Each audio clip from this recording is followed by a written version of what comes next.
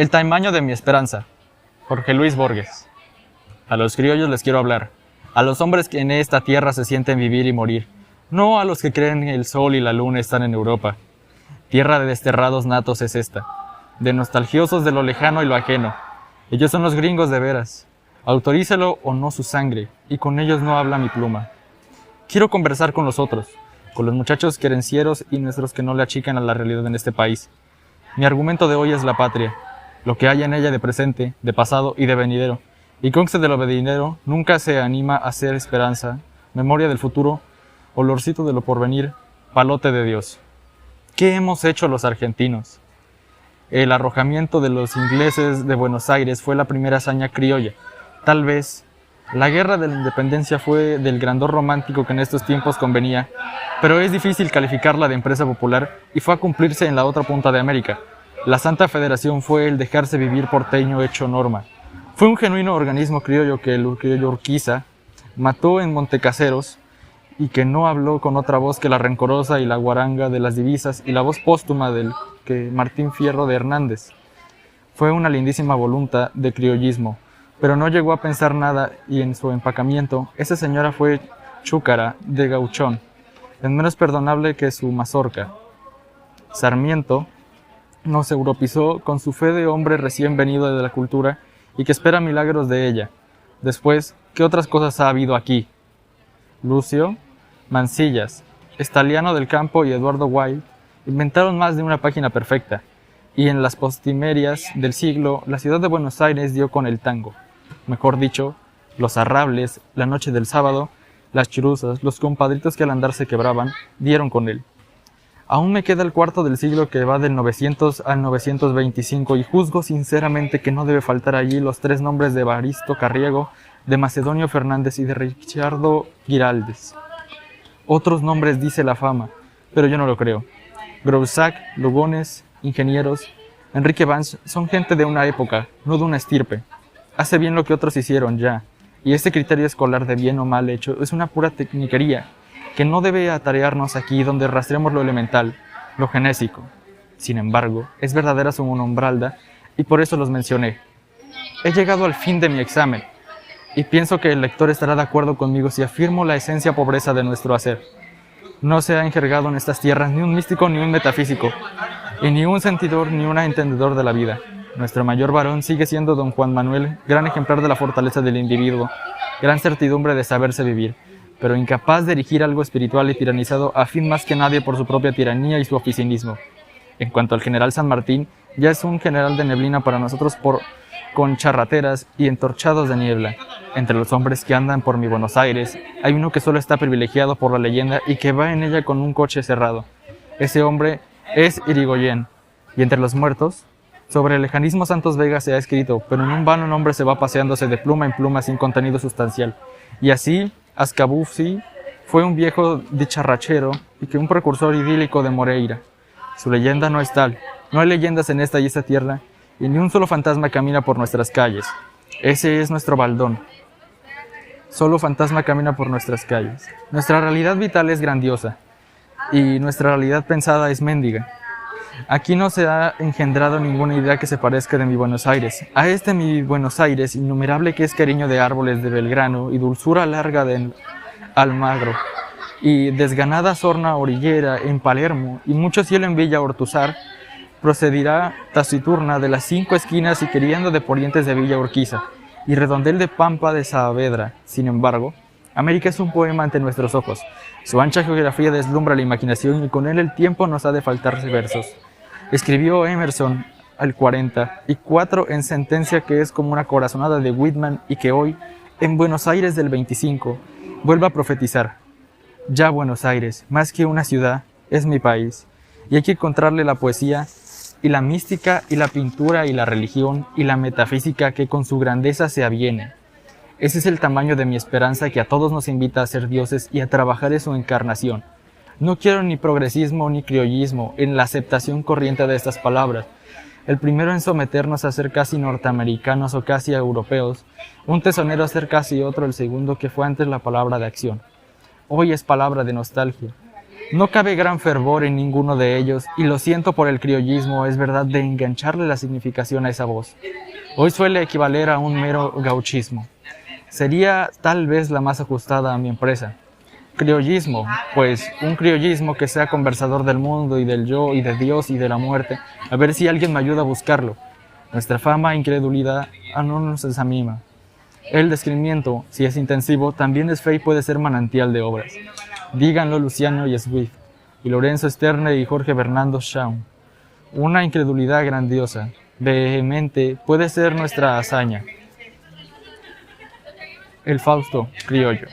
Hace ya más del medio siglo que solo un paisano norteño, jinete de un caballo de color aurora y como engrandecido por el brillo de su áspero chapio, se apeó contra una de las toscas del bajo y vio salir de las leónidas aguas a un oscuro jinete llamado solamente Anastasio el Pollo y que fue tal vez su vecino en el anteayer de ese ayer.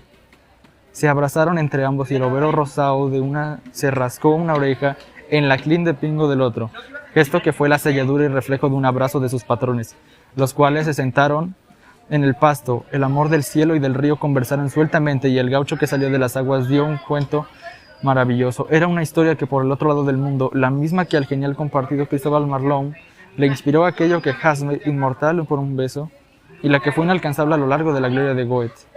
El otro gaucho y al sausal riberiano le escucharon por una vez primera.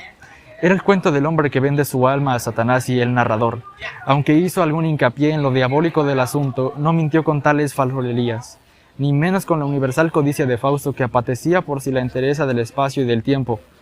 Ni la ambición ni el destino de su corazón fue volvedor, ya cumplido el relato, con mucho retracto de aguardiente, ordencias y recorrección de la pampa. Se aventaron ambos hombres, ensillaron al pingo ocurrencias colorado y el color de aurora o mandrugón y se fueron. ¿A dónde? Yo bien sé que Anastasio el Pollo surgió como una divinidad de las aguas, mas desconozco su paradero ulterior.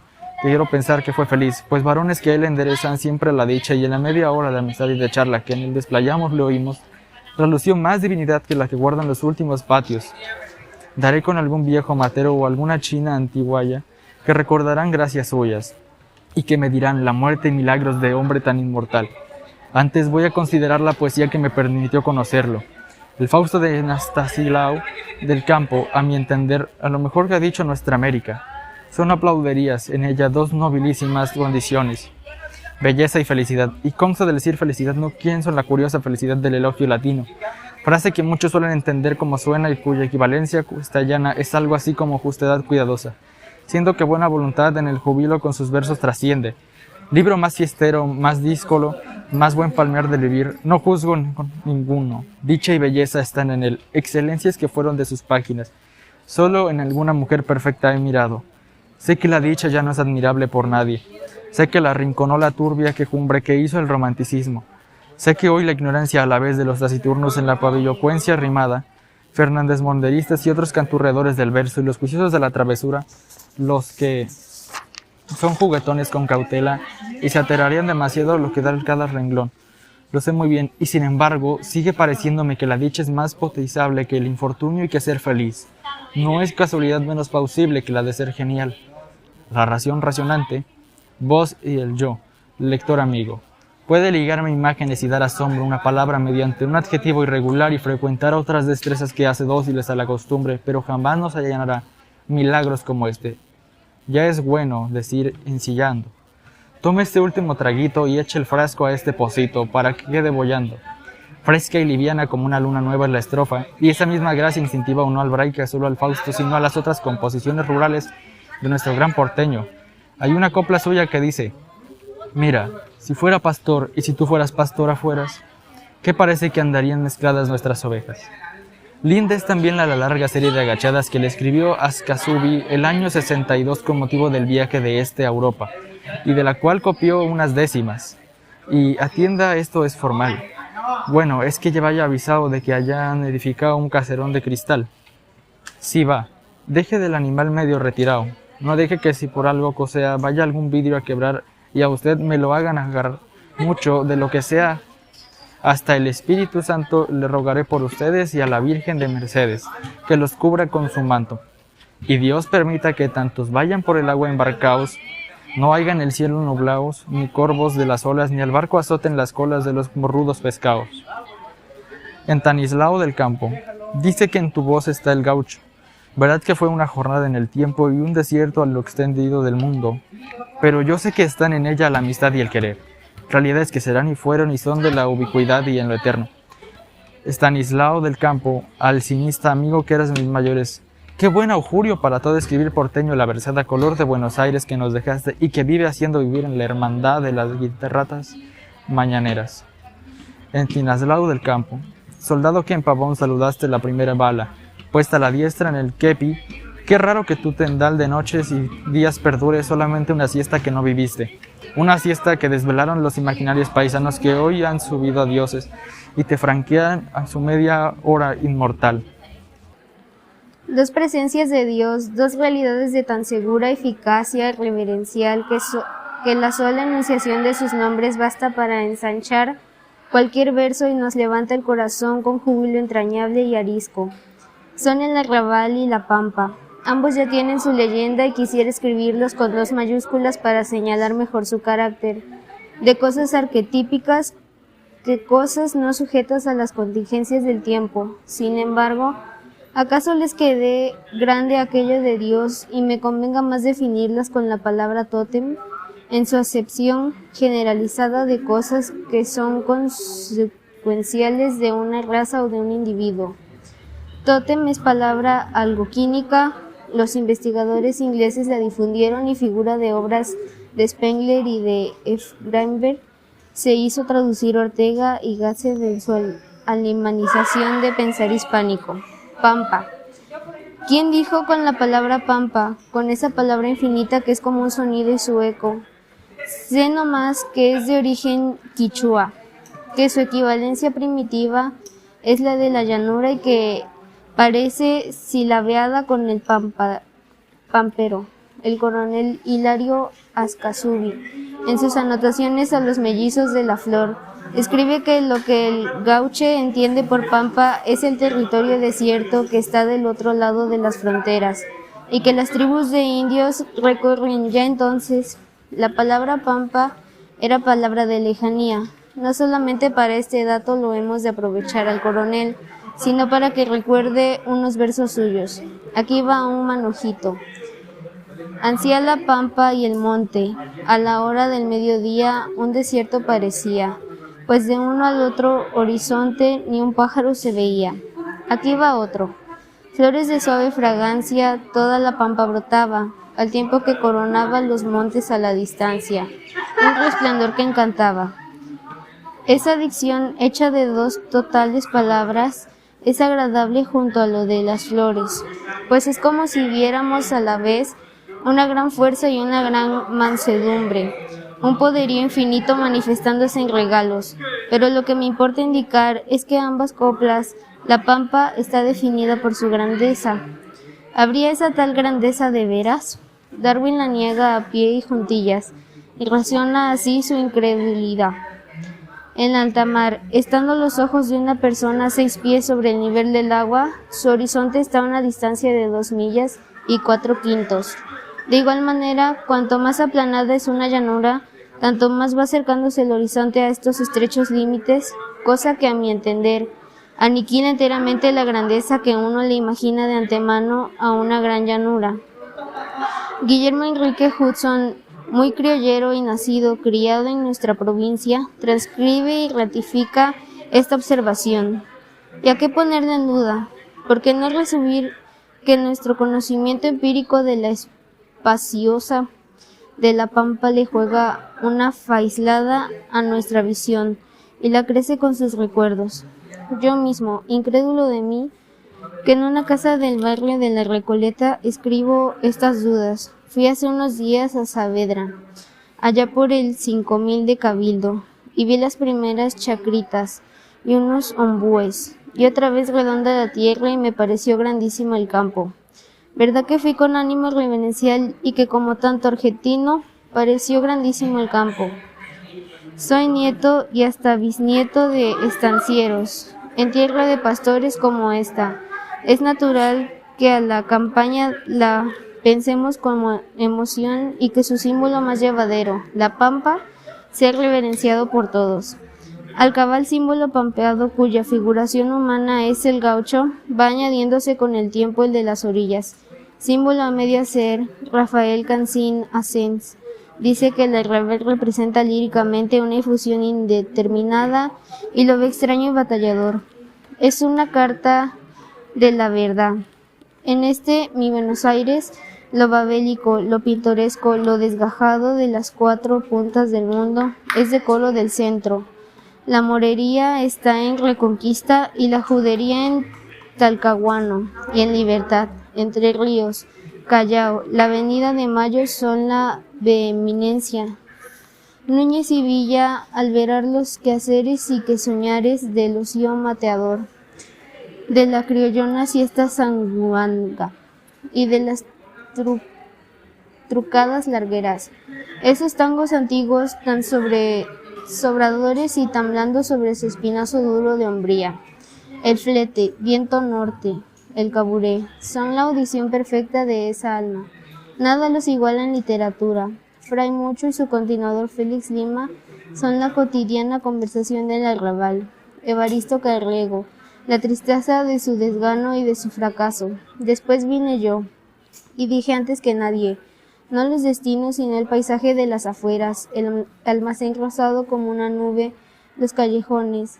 Roberto y José tallaron con el descaro del arrabal su bravura. Cada uno de nosotros ha dicho un retacito y suburbio. Nadie lo ha dicho enteramente. Me olvidaba de Marcelo del Mazo, que en la segunda serie de Los Vencidos posee algunas páginas admirables, ignoradas con injusticia. En cuanto a la historia de Arrabal, por Manuel Gálvez, es una paráfrasis de la lectura de la letra de cualquier tango, muy prosificada y deshecha. Conste que no pienso tan mal de todas las letras de tango y que me agradan muchísimo algunas. Por ejemplo, esa inefabilísima parodia que hicieron del Apache y la campana de plata de Lining, con que vivísimo sobre la luz del farol que sangra en la faca y ese apasionamiento de la muchacha herida en la boca que le dice al malevo, más grandes mis besos los hizo tu daga. Es indudable que el arrabal y la pampa existen del todo y que lo siento abrirse como heridas y me duelen igual. Somos unos dejados de la mano de Dios.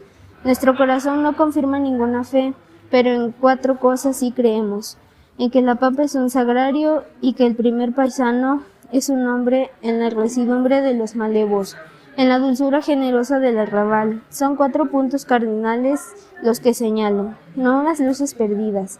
El Martín Fierro, el Santos Vega, el otro Santos Vega, el Facundo. Miran a los primeros que dije. Las obras duraderas de esta sentidura mirarán a los últimos. En cuanto a las montañas o el mar, ningún criollo litorareño ha sabido verlos, y dígalo nuestra poesía, el asoleado puñadito de mar que hay en el Fausto. No es intensidad, es espectáculo, es un vistazo desde la orilla, es leve y reluciente como el sereno sobre las hojas. Da la riqueza infatigable del mundo, solo nos pertenecen el arrabal y la pampa. Ricardo Giraldez, primer decoro de nuestras letras, le está rezando al llano, y yo, si Dios mejora sus horas, voy a cantarlo al arrabal por 3ª vez, con voz mejor aconsejada de gracia que anteriormente. Algo, y como lo dijo uno que no era criollo, that must and shall be sung hit a love. Carriego y el sentido del arrabal en una calle de Palermo, de cuyo nombre si quiero acordarme, es la de Honduras. Vivió allá por unos años enfáticos, del centenario y un enterrario tuberculoso, y casi genial que miro al barrio con mirada eternizadora. Ese anteayer de Palermo no era precisamente idéntico a su hoy.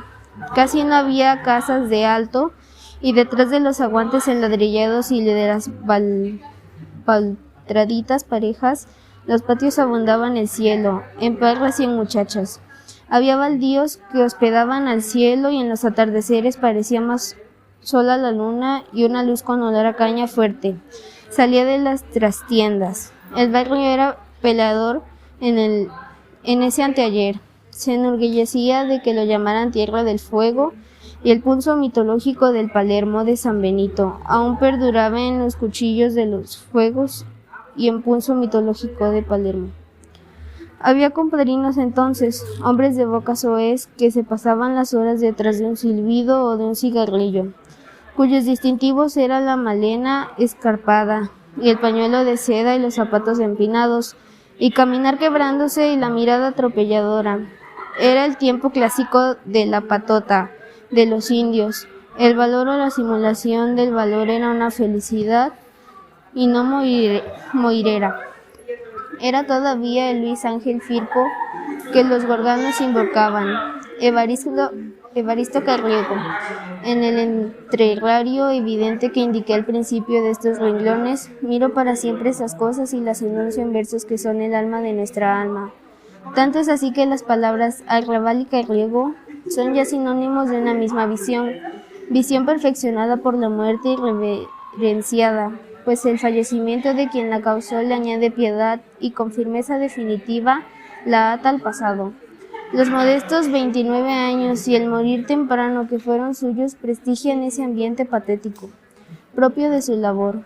A él mismo le han investido de macedumbre, y así en fabulización de José Gabriel hay un carriego apocadísimo y casi mujerengo que no es. Ciertamente el gran alacrán y permanece conversador que conocí en mi infancia, en los domingos de la calle Serrano.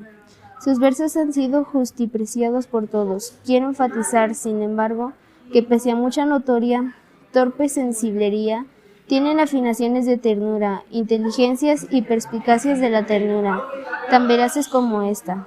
Y cuando no estén, ¿durante cuánto tiempo aún se oirá su voz querida en la casa desierta? ¿Cómo serán? En el recuerdo de las caras que ya no vemos más, quiero elogiar enteramente también su prosopeya, ya al organito, composición que Oyuela considera su mejor página y que yo juzgo hecha de perfección. El ciego te espera, más de las noches sentado a la puerta, calla y escucha. Borrosas memorias de cosas lejanas evoca en silencio, de cosas de cuando sus ojos tenían mañas, de cuando era joven la novia, quién sabe. El alma de la estrofa transquita no está en el renglón final, está en el penúltimo. Y sospecho que Carriego la ubicó allí para no ser enfático. En otra composición anterior, intitulada El alma del suburbio, ya había esquiciado el mismo sujeto, y es hermoso comparar su traza primeriza con la definitiva, grave y entenecida fiesta donde convoca los símbolos predilectos de su arte, la costurería que dio aquel mal paso, la luna, el ciego, son todos ellos símbolos tristes, son desanimadores de vivir y no alentadores. Hoy es costumbre suponer que la inapetencia vital y la corbatada que deja Cristona no son esencial al rabalero. Yo creo que no bastan algunos desperezos de bandoneón para convencerme, ni alguna cuita acanallada de malévolos sentimentales y de prostitutas más o menos arrepentidas. Una cosa es el tango actual, hecho a fuerza de pintoresquismo y de trabajosa jerga lunfada, y otra fueron los tangos viejos, hechos de puro descaro, de pura sinvergüencería, de pura felicidad de valor. Aquellos fueron la voz genuina de compadrito. Estos, música y letras, son la ficción de los incrédulos, de la compadrada, de los que la causalizan y desengañan. Los tangos primordiales, el capuré, el cusquito, el flete, el apache argentino, una noche garufa y Hotel Victoria, aún atestiguan la valentía chocarrera del arrabal. Letra y música se ayudan del tango Don Juan, el taita del barrio, recuerdo estos versos malos y bravucones. En el tango soy tan taura que cuando hago un doble corte, corre la voz por el norte si es que me encuentro en el sur. Pero son viejos y hoy solamente buscamos en el arrabal un repertorio de fracasos. Es evidente que Evaristo Carriego parece algo culpable de esa lobreguez, de nuestra visión. Él, más que nadie, ha entembrecido los claros colores de las afueras. Él tiene la inocente culpa de que en los tangos las chirucitas vayan unánimes al hospital y los compadres sean desvestijados por la morfina. En ese sentido, su labor es antitética de la de Álvarez, que fue entierrano y supo aportañarse como él. Hemos de confesar, sin embargo, que la visión de Álvarez tiene escasa o ninguna importancia lírica, y que la Carriego es abayazadora. Él ha llenado de piedad nuestros ojos y es notorio que la piedad necesita de miserias y de flaquezas para condolerse de aquellas después. Por eso hemos perdonarle que ninguna de las chicas que hay en su libro consiga novio. Si lo dispuso así fue para quererlas mejor y para divulgar su corazón, hecho lástima sobre su pena. Este bellísimo discurso sobre Carriego tiene su contraseña y he de incidir en algún día, solamente para ensalzarlo. Sospecho que Carriego ya está en el cielo, en algún cielo permanece, sin duda mismo donde se lo llevaron a los portones, y que el judío Enrique Heine irá a visitarlo y ya se tutearán. La tierra Cardena. Los alemanes, cuando entienden, son entendedores grandiosos, que todo lo levantan a símbolo y que sin miedo categorizan el mundo. Entienden a otra gente, pero solo su especie aeternitatis y encasillándola en un orden. Los españoles creen en la ajena malquerencia, en la propia gramática, pero no hay que otros países. También en Francia son desentendedores plenarios y toda geografía física o política entendiese que la espiritual ni hablemos, es un error ante su orgullo. En cambio los ingleses, algunos los trashumantes y andariegos, ejercen una facultad de empaparse en forasteras y variaciones del ser, un desinglazamiento de espacio insutible que los americaniza, los asiática, los africaniza y los salva. Goethe y Hegel y Splendor han empinado el mundo en símbolos, pero mejor hazaña es la que salva de Browning, que se puso docenas de almas, algunas viles como la de Caliban y otras absurdas, y despersigó una serie de apasionadas alegaciones justificándolas ante Dios, al que me pida entre otros ejemplos. Le recordaré la vida de japonesado, la Feadio Hahn y la de Capitán Ricardo Burton, que fue seca de Meca, literalmente sin que los peregrinos agarenos que los acompañaron hasta la Cabán notasen nada en él que fuese impropio de un musulmán, y la de Jorge Borrón, el agitado que chamullaba y canelaba el calo como cualquier chalán de Córdoba, y la de este gran Hudson, inglés chismosero y hombre de ciencia universal, que en pleno siglo XIX, en pleno progresismo y despotismo en salmo de criolles, lo hizo en The Purple Land, la tierra carrena, secuencia de las aventuras peleadoras y aventuras de amor de esa novela primordial en el criollismo. Les quiero comenzar, libro más nuestro que una pena, solo alejado de nosotros por el idioma inglés, de donde habrá restituirlo algún día al puricismo criollo en que fue pensado, criollo litoraleño, criollo en Bonda y en Sorna, criollo del tiempo anchicismo que nunca picanearon los relojes y que midieron despacio los mates. Argumento casi no lo hay. Un tal Ricardo Lam, recién casado con una niña argentina, que se queda a Montevideo, recorre palmo a palmo en el campo de uruguayo y se entrevera en muchas y en algún corazón. Este Lam es un gran muchacho, vivo, enderezador, enamorado. Así se llama Cervantes los enamorizados y querendones, y apto para toda nobleza. Ya de pensamiento, ya de pasión, tiene opiniones además, opiniones ajenas, soltadizas, sobre lo ventajoso de la cultura, añadiduras, que se le caen a unos meses de andar por las estancias, y que rechazaba con violencia patética el capítulo anteúltimo. en el que Lam, desde el Sinaí, que rechazaba la violencia patética, el capítulo anteúltimo, en el que Lam, desde Sinaí, peleado el cerro, bendice a vivir guacho y hace la apología del instante y la condenación de las leyes. Es el resumen de la racional de la obra. Ahí está claro y terminante el dilema que Salcebó, Sarmientos con su gritona civilización o barbarie, y que Hudson Lam resuelve sin melindres, tirando derechamente por la segunda. Esto es apto por la lleneza, por el impulso por la vida, suelta, arisca y sin estiramiento ni fórmulas, que no otra cosa es lamentada barbarie ni fueron nunca los malevos de la mazorca, los únicos encarnadores de los criolles. Hudson, por la boca del lucero, un domar foriense y gran convencedor de pulpería, que charla en su novela, no sufre la política y dice ella, no es sino una intromisión ciudadana en la vida rural. Lo mismo me dijo Stender antenoche. En la página 113 de segundo y aún introducido volumen, el sentimiento criollo de Hudson, hecho de independencia baguala, la aceptación estoica del sufrir y de serena aceptación de la dicha. Se parece de Hernández, pero Hernández, gran federal que militó a las órdenes de don Preduncio Posas, ex federal desgañándose que supo de caseros y del fracaso de aguachamiento en Urquiza.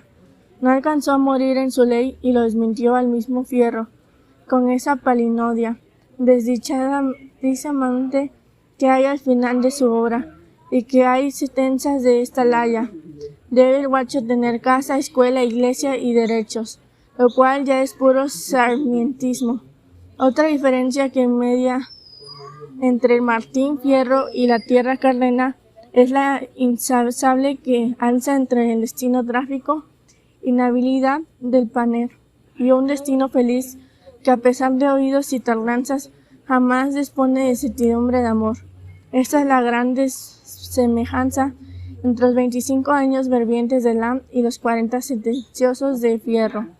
La tierra carlena es el libro de curiosos de vidas de un ajustador de las variedades del yo.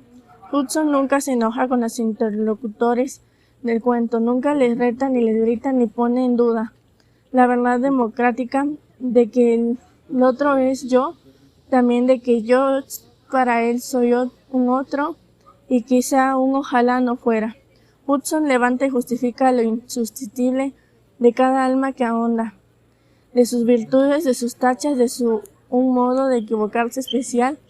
Así ha trazado inolvidables distintos, el del momento de Santa Coloma, el de Candelereña, el de la inglesada, inmigrante muy charladora, de su obligatoria energía y muy quebrantada de ron, el de infeliz Epifanio claro y el más triste lindo de todos, el de Mónica, la chinita el G, a quien un forastero le da todo el querer sencillamente, con quien da una mirada. Esos víveres y los que pasan por la fila de cuentos se llama el ombu.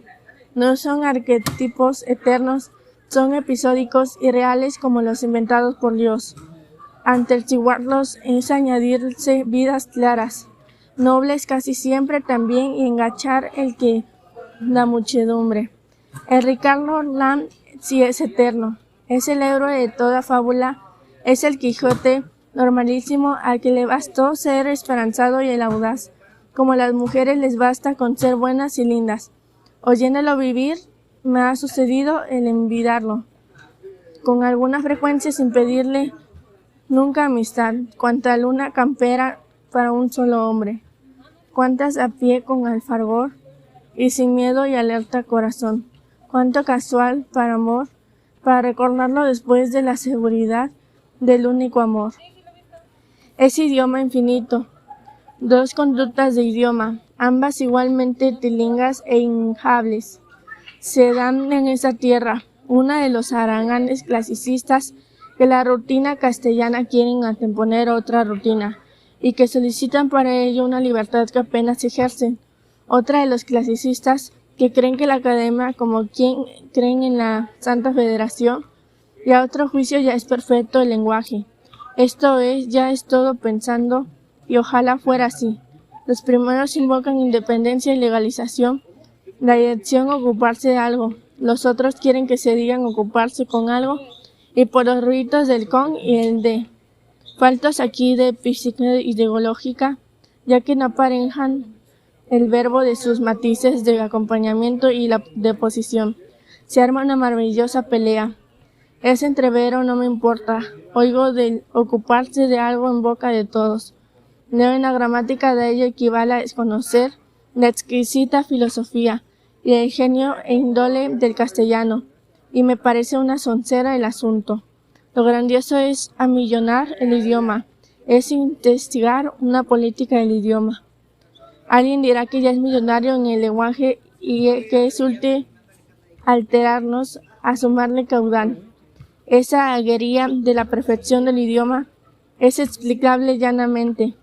Es el asombro de un jayán ante la grandeza del diccionario y ante el sinfín de voces enrevesadas, que incluye pero viene a distinguir de riqueza parental y esencial, derecha y latina. Mente dice un hombre de la voz que rima con prostituta. El diccionario que se le viene encima enseguida y le tapa la boca con meretriz, buscona, mujer mala, paripática, cortesana, ramera, perendeca, horizontal, loca, instantánea y hasta contronga, marca o gamandera, isa y tributo. El compadrito de la esquina podrá añadir giro, gillora, rea, turra, mina, milonga. Eso no es una riqueza, es faroleguería, ya que ese cambalache de palabras no nos ayuda ni a sentir ni a pensar, solo en la baja, ruin bajísima tarea de evitar alguna asonancia y de lograrle música a la oración. En valiente música que cualquier organito a la ventaja. Haya empleo a los sinónimos. Yo sé que la Academia de las elogia y también se transcribe en serio una sentencia de broma de Quevedo, según la cual remudar vocablos es limpieza. Ese chiste es trincueno. Esta es la culta latiparla, y su intención no es la que se supone los académicos, sino la adversa. Quiero añadir que nunca hubo en Quevedo el concepto auditivo del estilo que sojuzgó y Flaubert, y señala que don Francisco dijo remudar frases, no vocablos, como le hace escribir la Academia. He compulsado algunas impresiones, entre ellas una Verdezum de 1699. Yo he procurado en los pormenores verbales siempre atender a la gramática, arte ilusoria, ya que no es sino la autorizada costumbre y el esencial del léxico. He imaginado algunas trazas que tienden a ensanchar infinitamente el número de voces posibles. He aquí alguna de esas trazas, levantada sistema con sus visos de política. La derivación de adjetivos, adverbios y verbos de todo nombre y sustantivo. Así de lanza ya tenemos la derivación es lanceólogo, lanceada, a lancear, lanzarse, lanzar y otras que cayó. Pero esas formaciones, en vez de ser privilegiadas, deberían ser extensivas a cualquier voz.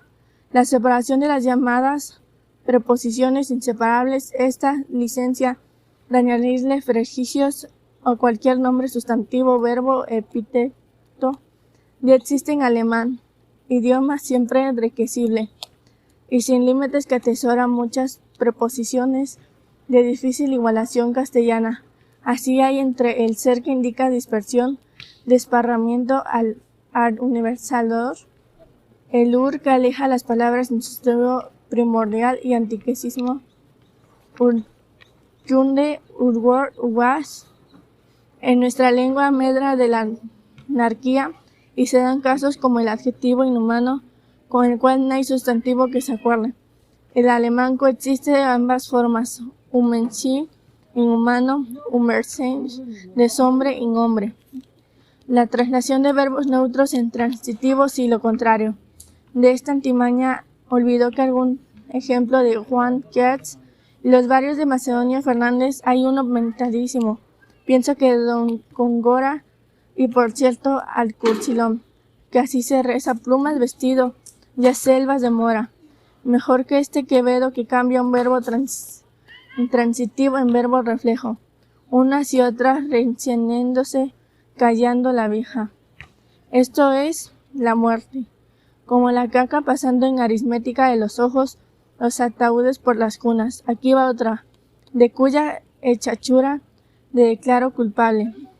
Las investigaciones de Bergson, ya bostezadas por los mejores lectores, etc. El ejemplar su rigor estimólogo de las palabras, un goce honesto y justiciero, un poquito de asombro y mucho de lucidez.